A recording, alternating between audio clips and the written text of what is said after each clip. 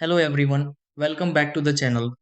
If your Soundcore R50i Bluetooth earbuds are experiencing pairing problems, connection drops, or one earbud isn't working properly, performing a hard reset can often bring everything back to normal.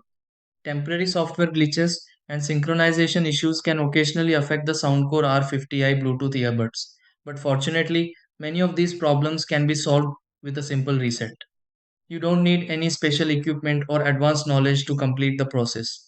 A hard reset gives the Soundcore R50i Bluetooth earbuds a fresh start and clears previously stored connections.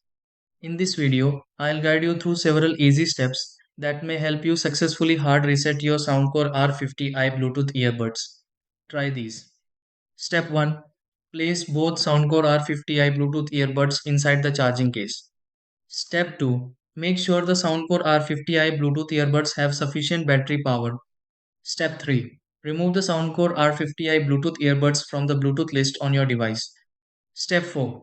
Perform the reset procedure for the Soundcore R50i Bluetooth earbuds according to the model instructions. Step 5. Wait for the Soundcore R50i Bluetooth earbuds to complete the reset and pairing process.